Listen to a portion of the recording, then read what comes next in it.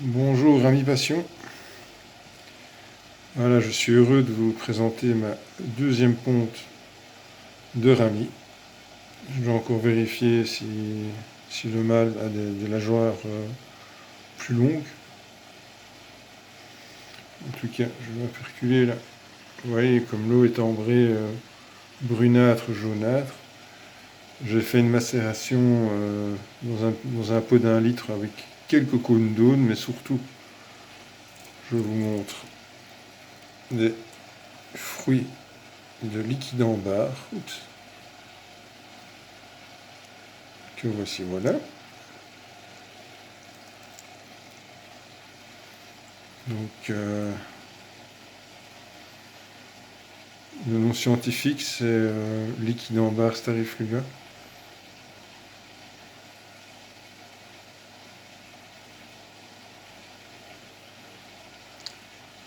Et donc, comme je le disais, c'est la deuxième ponte.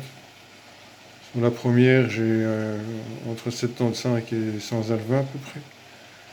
Il faudra vérifier, bien sûr, mais c'est déjà pas mal.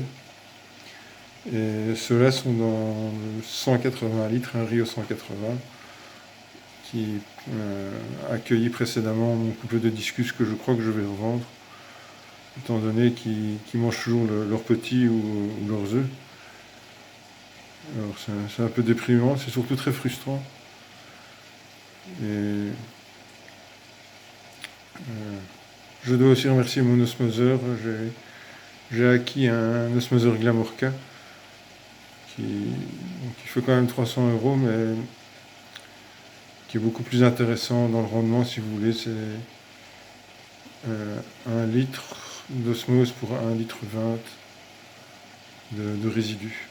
Donc, le rapport est excellent. Le seul hic maintenant, c'est que les cartouches sont un peu plus chères et par ailleurs j'ai déjà dû remplacer la cartouche de d'ionisation qui n'est pas la moins chère. Elle vaut presque 20 € au bout de 2 mois. Il y a 5 cartouches en tout comprenant la membrane. Donc c'est-à-dire en entrée 2 cartouches de charbon, un bloc charbon, un charbon ça fait 2. Troisièmement, c'est la fine membrane. Et puis la membrane osmotique et alors en dernier la déionisation. C'est vraiment sympa comme osmoseur, le Glamorca. En plus, il ne prend pas de place. Vous pouvez le mettre en dessous de l'aquarium par exemple. Ça a le format d'un ordinateur, je dirais. Vous n'êtes pas obligé de vous n'êtes pas contraint de l'accrocher au mur. Donc c'est vraiment facile d'utilisation. Les cartouches, c'est un jeu d'enfant de les remplacer.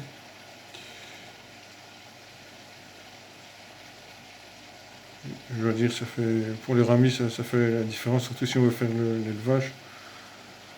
C'est important d'utiliser de l'eau osmosée. Là, non seulement vous avez une eau pure, mais en plus, vous pouvez reminéraliser comme bon vous semble. Je dirais que même que pour les Africains, des lacs, c'est bien aussi, même si c'est une eau basique, et il suffit de reminéraliser plus. Enfin bon, ça c'est selon.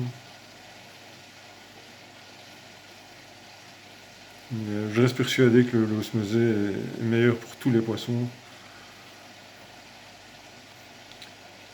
D'ailleurs, la preuve, c'est pas tellement fou ce que je dis par rapport au lac africain, vu que l'eau de mer, ceux qui font l'eau de mer, ils vont bien me comprendre.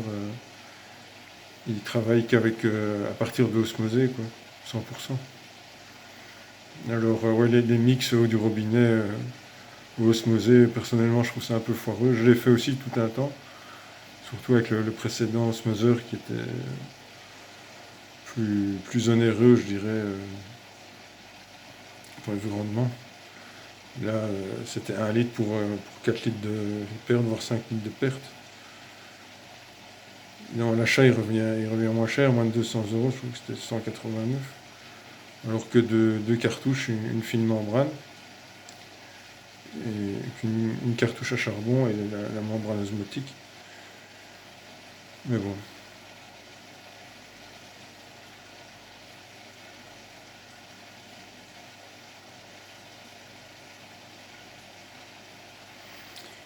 Il fait assez chaud ici, 32 degrés, donc ça a un peu accéléré l'éclosion. Entre parenthèses, heureusement que je les ai bougés là tout à l'heure, fin d'après-midi. Je me suis dit, ouais, je vais encore les laisser une nuit avec les parents, mais je crois que j'ai bien fait de les virer maintenant, parce que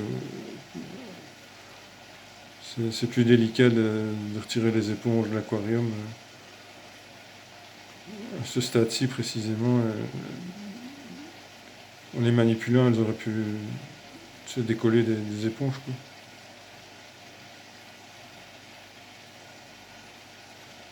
Donc en résumé, il vaut mieux les bouger un peu trop tôt que trop tard, quoi.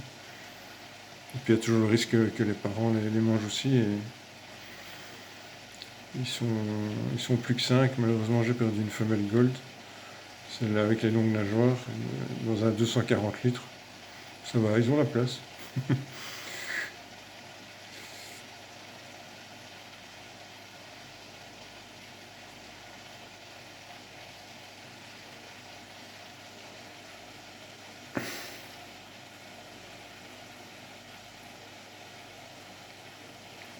C'est vraiment magique les petits loups quand ils sortent de l'œuf.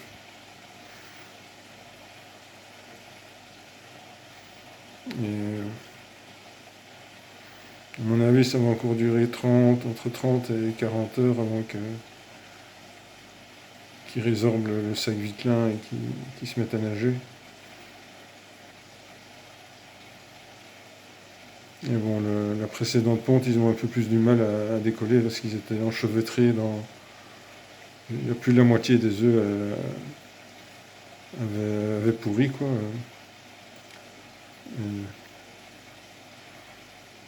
là, je crois que l'extrait, la mixture, l'infusion que j'ai faite,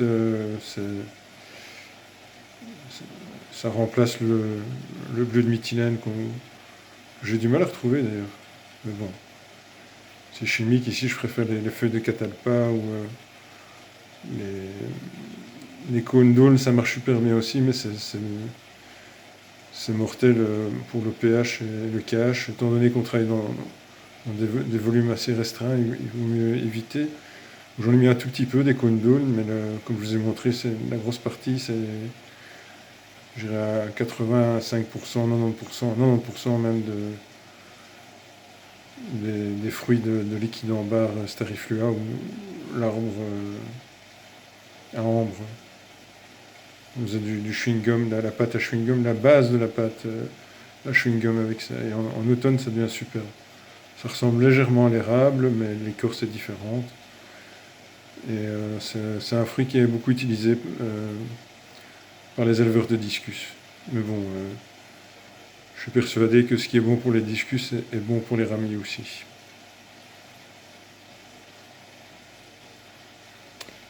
Voilà, alors je vous ferai une petite vidéo sur la première ponte, mais là j'ai essayé de les filmer là tout à l'heure, mais ils étaient trop petits avec les cystes d'Artemia.